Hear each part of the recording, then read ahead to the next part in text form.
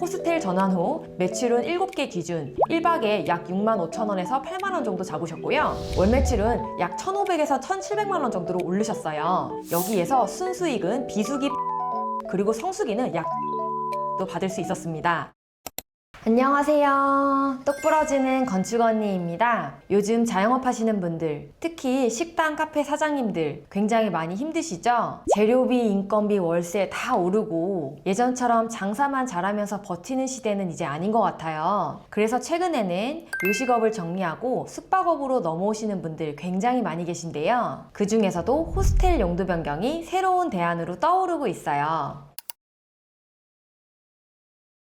네, 실제로 상담 오시는 사장님들은 이유가 굉장히 명확합니다. 지속적인 재료비 상승, 인건비 부담, 경쟁 과열, 매출 편차. 네, 그리고 가장 큰 이유는 순수익이 너무너무 적다는 겁니다. 재료비, 인건비, 월세 다 제외를 하고 나면 실제로 사장님한테 남는 순수익이 얼마 없다는 거예요. 그래서 많은 분들이 말씀하시는 게 이제 나이도 들고 체력도 안 되기 때문에 수요가 조금 더 안정적인 업종으로 변경을 하고 싶다는 분들이 굉장히 많이 계시거든요. 네, 첫 번째는 관광 수요가 굉장히 많이 살아났기 때문입니다. 특히 요즘은 해외여행보다도 국내 여행이 굉장히 선호가 되고 있는데요. 외국인 관광객이 지속적으로 증가하기 때문인 거죠. 그래서 여기서 가장 중요한 건 호스텔이 아직 포화 상태가 아니라는 점입니다. 호텔은 굉장히 많이 꽉 차 있지만 호스텔은 아직도 공간만 잘 뽑으면 충분히 경쟁력이 있다는 거예요. 그리고 호스텔 용도 변경 굉장히 힘든 거 이제 다들 알고 계시죠? 요식업처럼 매일 주방에서 식재료를 다듬거나 인건비가 상승한다든지 식재료 폐기라든지 이런 부담도 많이 줄고요. 또 요즘은 호스텔 운영을 할 때 자동화된 시스템으로 운영을 하기 때문에 굉장히 부담이 많이 줄어들고 있어요. 그래서 정말 요즘 많은 분들이 직접 장사하는 거 말고 공간 운영으로 가자 이 방향을 많이 선호하십니다. 그리고 100% 예약이 꽉 차지 않아도 괜찮거든요. 우리는 50%만 예약이 된다고 해도 굉장한 이익이 남기 때문이에요. 그리고 굉장히 똑똑하신 분들은 이미 호스텔을 계획하실 때 차별화된 전략으로 준비를 하고 계시더라고요. 마냥 감수성만 있는 숙소가 아니라 특화된 숙소를 계획을 벌써부터 하고 계시더라고요. 예를 들어서 1층에 굉장히 핫한 카페라든지 야외 공간이 있는 카페를 활용한다든지 공유 연습실 아니면 공유 오피스 이런 것도 생각을 해볼 수도 있고요. 특히 코인 세탁실이나 코인 노래방 같은 경우도 사람들이 굉장히 많이 모이는 공간들이잖아요. 사람들이 모일 수밖에 없는 공간을 저층부에 입점을 시키고 2층이나 3층에 숙박시설을 운영하게 되면 이 숙박시설은 자동적으로 잘 될 수밖에 없는 구조가 됩니다.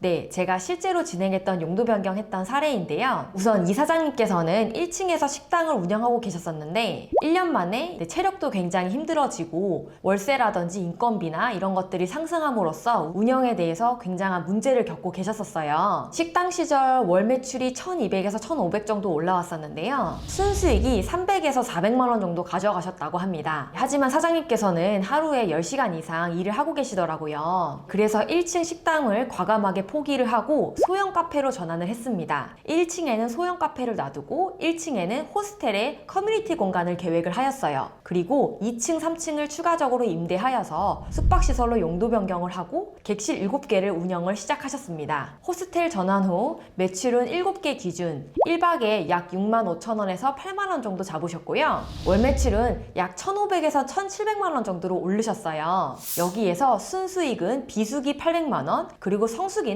약 1,200만원까지도 받을 수 있었습니다. 기존 식당을 운영할 때랑은 완전히 다르죠. 수익률이 거의 300%에서 400% 정도 상승을 한 거예요. 그리고 1층 소형 카페 또한 굉장히 잘 된다고 하십니다. 제 생각에는요, 1층에 만약에 편의점 같은 것만 입점시킨다고 하더라도 굉장히 많은 사람들이 사실 편의점에 모이잖아요. 이렇게 하고 2층, 3층에 숙박시설을 운영하는 것도 굉장한 큰 이점인 것 같아요. 체력 부담은 거의 없고 비용은 훨씬 더 많이 벌고 이게 바로 요즘 트렌드의 용도 변경, 즉 수익형 현금 흐름을 만드는 것입니다. 그리고 실제로는 사장님께서 저한테 말씀 주셨던 게 수익도 수익이지만 일하는 시간이 굉장히 많이 줄어들었기 때문에 만족도가 굉장히 높다고 말씀을 하시더라고요. 물론 숙소를 운영하기 위해서 블로그를 작성하신다든지 좀 더 노력하시는 부분도 분명히 있겠지만 예전에 일했던 거랑은 완전히 판이 다르다고 말씀을 해주셨었어요.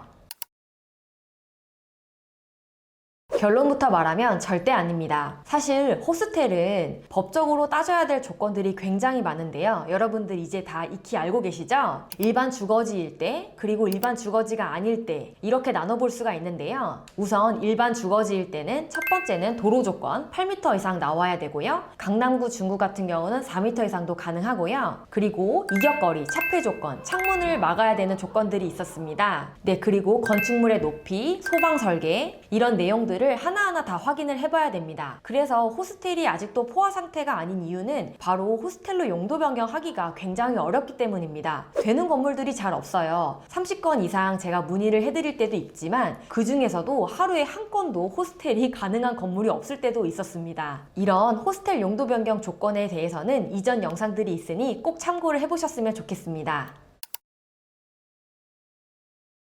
네, 분명히 있어요. 사실 일반 주거지역이 아니면 확률은 훨씬 더 올라갑니다. 왜냐하면 도로폭이라든지 창문 차폐 이런 것들을 전혀 신경 쓰지 않아도 돼요. 일반 주거지역이 아니라고 하면 대지 안의 공지 1m만 확보하시면 충분히 가능합니다. 일반 주거지역이면서 8m 도로에 접하고 대지 안의 공지 1m가 나오면서 마지막으로 역에서 가깝다. 이 세 가지 조건이 모두 충족이 된다면 여기는 무조건 호스텔로 용도 변경을 하셔야 됩니다. 건물은 이렇게 용도 변경만 해도 수익이 확 달라질 수가 있기 때문입니다.